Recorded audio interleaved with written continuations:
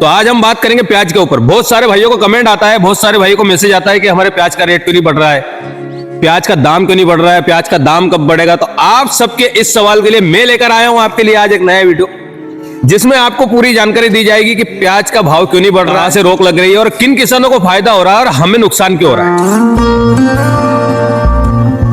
जय श्री महाकाल सभी को। तो आज बात करेंगे हम प्याज के ऊपर। आज हमारे देश का किसान प्याज के भाव को लेकर बहुत परेशान।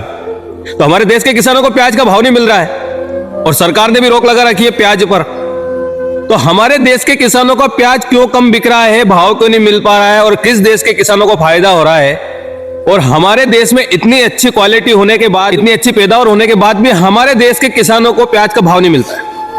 और कभी हमारे देश के किसानों को प्याज का भाव मिलता है तो हमारे देश की जनता ही किसान को जीने नहीं देती। तो चलिए आज आपको बताता हूं कि हमारे देश के किसानों को प्याज का भाव क्यों नहीं मिल रहा है। महामहिम राष्ट्रपति जी ने अपने अभिभाषण में एग्रीकल्चर एक्सपोर्ट की बात की और विकसित भारत के जो 4 स्तंभ है उन्होंने किसानों का जिक्र भी किया। लेकिन वास्तविकता यह है अध्यक्ष महोदय, पिछले 35-40 दिनों से अनियन के एक्सपोर्ट पर पाबंदी लग चुकी है और अनियन एक्सपोर्ट पर पाबंदी लगने की वजह से, प्याज की निर्यात पर पाबंदी लगने की वजह से मेरे महाराष्ट्र के प्याज उत्पादक किसानों का 2000 करोड़ रुपयों का नुकसान हुआ है।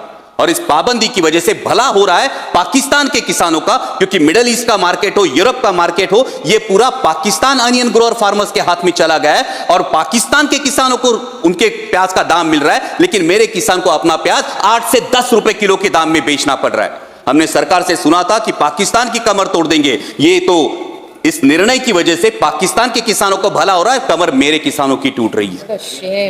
यहां पे महामहिम राष्ट्रपति जी ने किसानों की आय दुगनी होने की बात की। अध्यक्ष महोदय, मैं कुछ आंकड़े बताना चाहता हूं कि 2013 में डीएपी की एक बैग थी, उसकी कीमत थी 560 रुपए।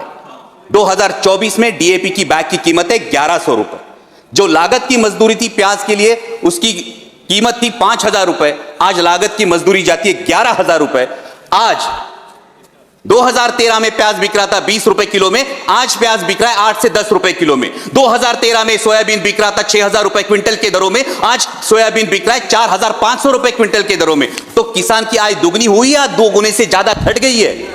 जब हम विकसित भारत का एक स्तंभ किसानों को मानते हैं तो यह मैं कहना चाहूंगा कि जब विकसित भारत की यात्रा होती है, दिल्ली में ठंड बहुत है, किसी को बताना नहीं पड़ता, ठंड बहुत है, हम महसूस करते हैं ठंड बहुत है।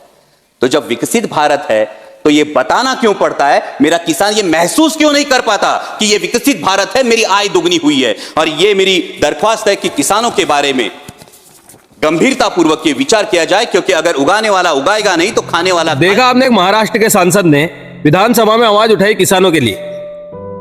तो किस तरह मोदी सरकार हमारे देश के किसानों की दुश्मन है, लेकिन किसान भी समझ नहीं पाता। जितनी लागत लगती है उतना खर्च भी नहीं निकल पाता है किसान का।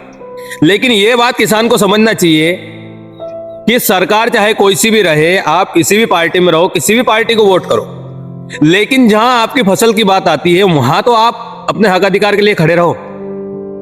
आज आप 4 महीने मेहनत करते हो, खाद बीज पानी, ठंड देखते हो ना, कोई गर्मी देखते हो ना, कोई बारिश देखते हो, खेत में पहुंच जाते हो और जब आपके मेहनत का फल सामने आता है तब आप उसके लिए आवाज नहीं उठाते हो। तो ये कहीं ना कहीं किसानों की हार, किसानों को भाव न मिलने का कारण भी यही है। अब कुछ लोग कहते हैं किसानों को कि आपके प्याज का रेट नहीं मिल रहा तो आपको स्टॉक कर लेना चाहिए, स्टॉक करो, बाद में भाव आए जब बेचो। तो मैं उन लोगों से कहना चाहता हूं कि अभी प्याज का रेट बहुत ही मिनिमम चल रहा है, 10 रुपए 15 रुपए किलो। तो आप भी तो 2 5 10 कट्टे खरीद के रख लो अपने खाने के लिए, ताकि आपको भी बाद में तकलीफ ना हो अगर किसान के प्याज का भाव बढ़े। लेकिन जनता भी बेवकूफ समझती है ना किसानों को। किसान के पास अगर इतने बड़े बड़े गोडाउन होते तो फिर किसान अपने प्याज खुद ही नहीं रख लेता। किसान को जवाब देना चाहिए ऐसी बातों का, लेकिन किसान भी जवाब नहीं देता ऐसी बातों।